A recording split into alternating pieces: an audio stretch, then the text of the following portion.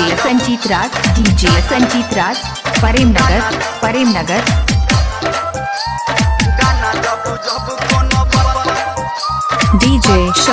DJ Shankar Premnagar माँ Gayatri recording studio DJ Shankar Premnagar गाना जब कोनो बजतई रे आपी कब पे थोड़ी सब नचतई रे गाना जब कोनो बजतई रे आपा कब पे थोड़ी सब नचतई रे हां मुन से थोड़ा सब अगल बगल में मुन से थोड़ा सब अगल बगल में जेबी में घुस के हाथ देखतई रे आ गाना जब कोनो बजतई रे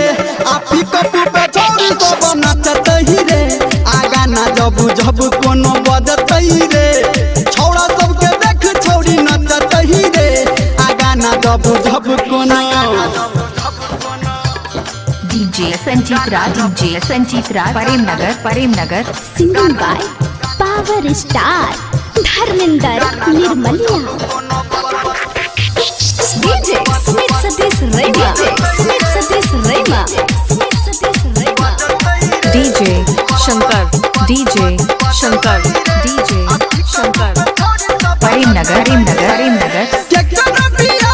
है चाहे मत कोरबा नाची नाची को देते सब कियो भोरबा हां केकरा बिया है चाहे मत कोरबा नाची नाची को देते सब कियो भोरबा भले कियो देख के हंसतई रे आप पे पुत छोड़ी सब नचतई रे आ गाना जब कोनो बजतई रे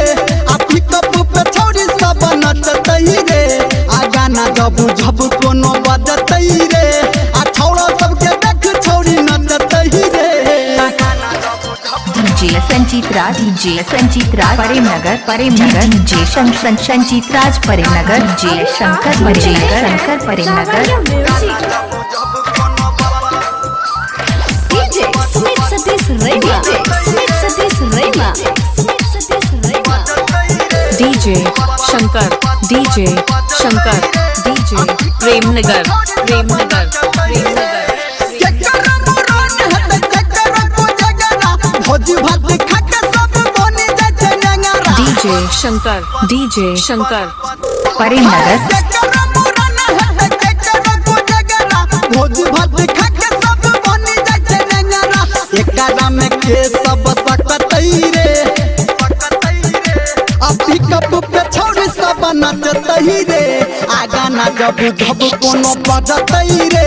आ डीजे पे छोड़ी सब नचतई रे आ गाना जब कोनो बजतई रे